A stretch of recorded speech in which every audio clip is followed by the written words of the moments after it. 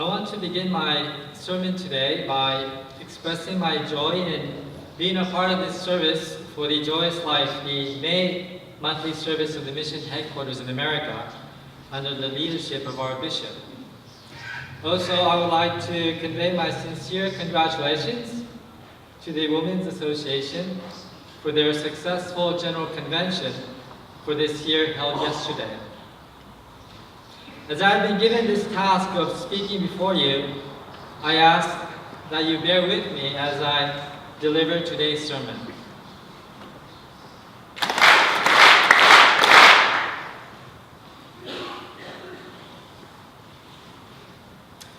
Several years ago, Reverend Mikuni from Hawaii came to visit San Francisco because one of his followers, a good friend of mine, lived and worked in San Francisco.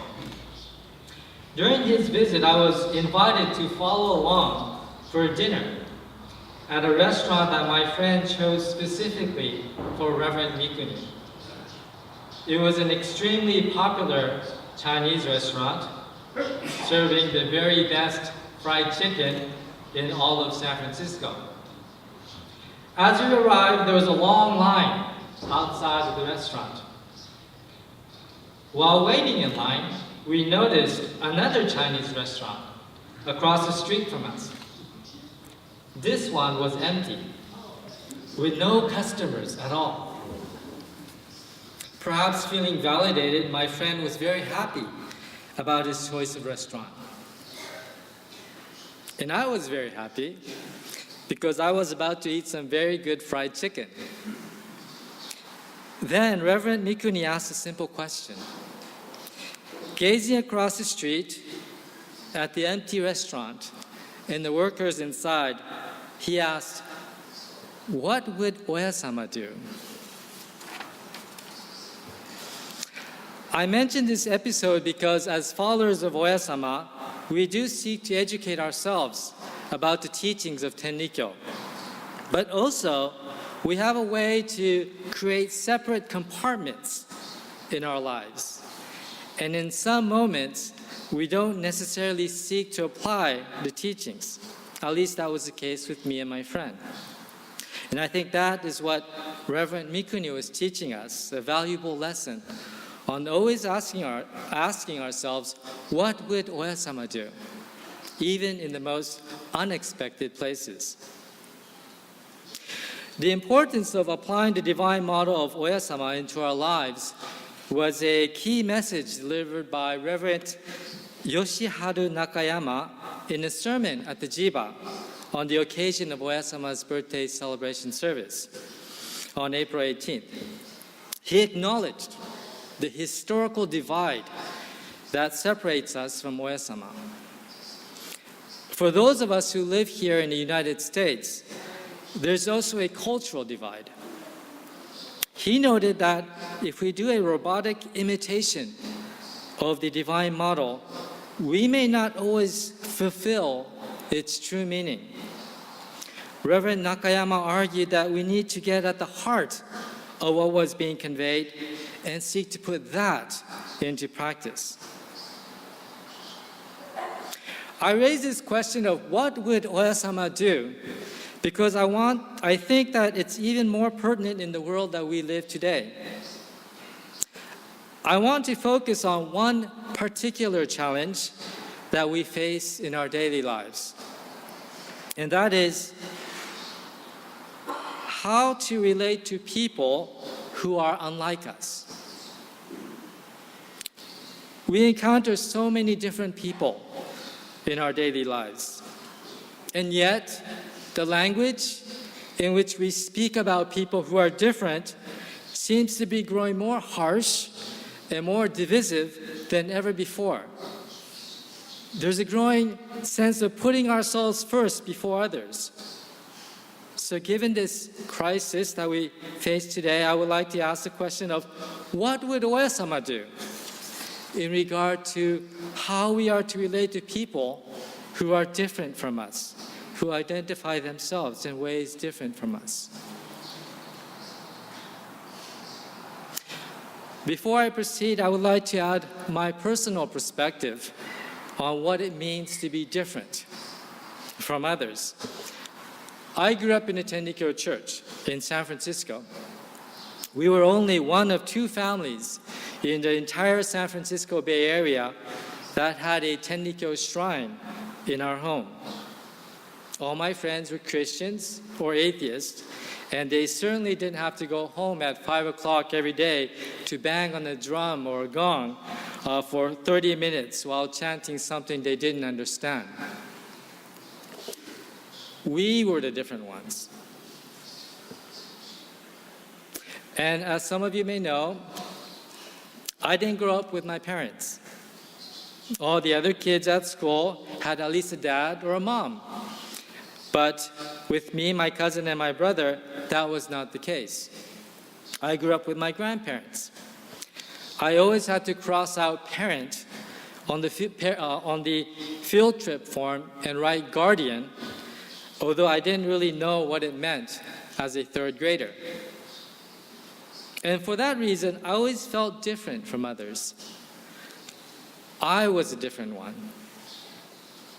And so today, when I meet somebody who is different from me, I don't try to identify myself as the norm and the other person as different. Rather, I see it as being different in their different kinds of ways. 3 years ago, in a seminar on the truth of origin held here at the mission headquarters, Reverend Shuichi Fukaya said something very fascinating about difference and sameness among human beings. He said that as a way to recreate human beings over generations, God the parent chose sexual reproduction as opposed to asexual reproduction for a very specific reason. If human beings were reproduced through asexual reproduction, human beings would always remain the same over generations and generations because the same DNA genes would reproduce the same human being. Thus, all human beings would be the same forever. Reverend Shuichi Fukaya said that God the parent chose sexual reproduction because by intermixing different genes for each generation, it would create variation among human beings.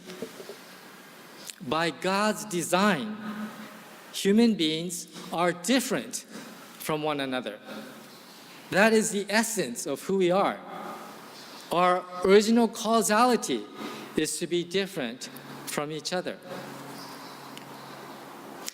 If being different is our beginning point as created by God the parent, what is our end point? We're taught that joyous life is the purpose and the goal of our existence. But how does that apply in regard to our being different from each other? I don't think God the parent intends for us to eliminate the differences among us in our journey to the world of joyous life. Rather, the word that we hear very often is harmony. In fact, the Shinbashira stated in his sermon given last month at the Women's Association General Convention that harmony, and I quote, harmony refers to the condition in which there is a balance among the parts, and the whole comes together. When human beings whose individual traits are different from one another seek to have harmony with those around them, there will naturally be an attitude of respect for each other and a state of helping each other. These are things that joyous life cannot be without. End of quote. The goal, the end point, is not so much to eliminate difference, but to bridge those differences by finding harmony among us. We are challenged to find this harmony through mutual respect and to always have a helping hand for each other. If our original causality is to be different from each other, and the goal is not so much to eliminate difference, but to find harmony, how can we do so in our daily life? This is a more difficult question than it may appear, because putting something like this into practice is actually not that easy. There are people who are different in this world. And there are people who are really different in this world. So how much of a difference should we tolerate? What is the threshold? Or is there a threshold? Or are these the right questions to ask? And when we speak of harmony, to whom are we speaking? To whom is it really that the message is intended? The person who is different, or the person who encounters a different person? And how are we to apply all of this in our daily lives? When reality intervenes in the application of our faith and tempts us to limit the practice of faith only when we're at church, this is where Reverend Mikuni's reminder becomes once again relevant. What would Oyasama do? As I thought about this issue and looked for a relevant anecdote of Oyasama, one particular one came before me. It is anecdote 39, entitled Much Better. This is a story told by Yahei Nishiura, who encountered a thief in the middle of the night. Now, I want to make it clear that I don't, in any way, equate people who are different with thieves. But the anecdote seems relevant to the issue at hand, because if anybody, thieves in the rural Japanese village at the time were the extreme symbolic figure of that marginalized person, the person from the outside. They were that other person who was clearly not one of us. And so, what Oyasama had to say becomes enlightening for precisely such reason. The story unfolds as following. One day, after coming home from the residence, Yahei went to bed late. Around midnight, he heard a noise under the floor, thinking, "This is strange." He quietly got up and looked around the house.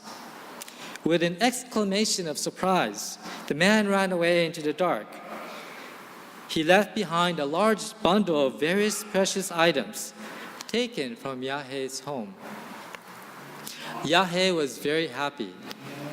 The next morning, he promptly visited the residence and thanked Oyasama from the bottom of his heart, saying, "Because of your blessing, it turned out very well for me.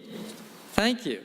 Whereupon Oyasama replied, "Would it not be much better to let the people who need them have them?" It is said that these words made a deep impression on Yahei's mind. End of quote. When Yahei reported the incident to Oyasama to express his gratitude that nothing was stolen, there is something that Oyasama did not do. And I think that it's worth pointing out here. She did not judge. She didn't make judgment on the man who ran away into the dark. What she did do is to turn the table on Yahei. Would it not be much better to let the people who need them have them? How can we understand these words of Oyasama? On one level, she seems to be saying that we should let the thieves of this world take everything away from us.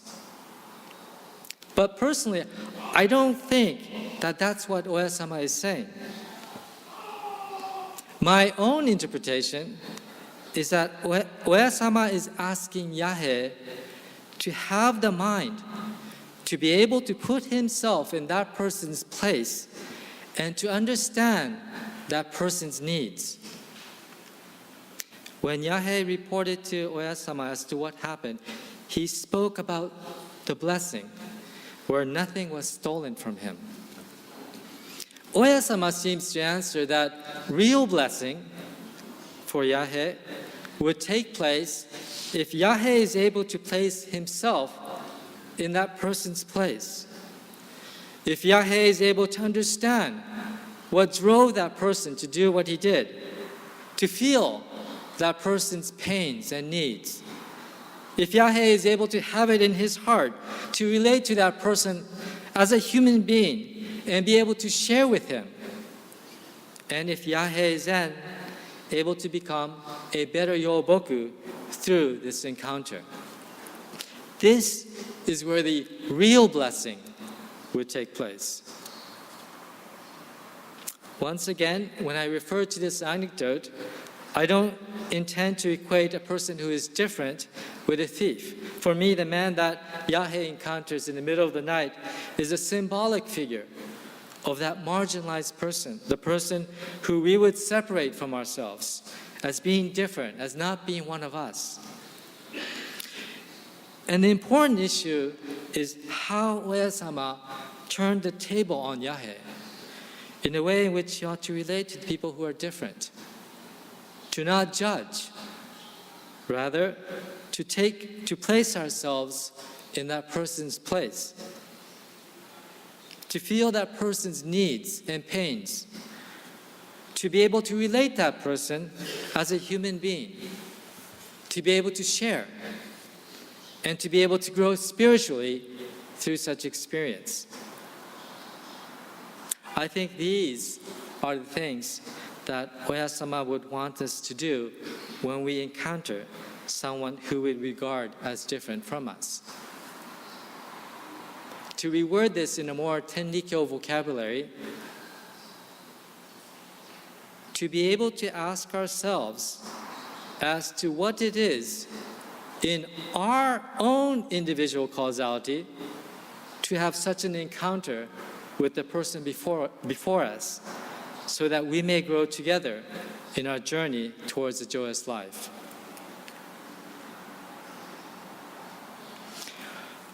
I do realize that being able to apply these things in everything that we do is not an easy task. At this point, I should probably confess one matter regarding the episode with which I began my sermon today. As it turned out, my friend and I, together with Reverend Mikuni, ended up eating at the popular Chinese restaurant after mumbling some sheepish remarks about Oyasama's culinary preferences. So I'm not here to tell you what to do because I'm the perfect one. I certainly am not. Rather, faith is an ongoing effort. And I think to say that one has faith in Oyasama is to make a commitment to engage in this ongoing effort in all facets of our lives, despite the shortcomings that we may have along the way, asking ourselves, what would Oyasama do? And helping each other each step of the way. And the issue that I highlighted today of how we are to relate to people who are different from us is an important one, because very sadly, we see so much harsh words and harsh thoughts directed at people who do not conform to perceived norms. With that thought, I would like to end my sermon for today with a quote from the Ohudesaki. All of you throughout the world are brothers and sisters. There should be no one called an outsider. Thank you all for your kind attention.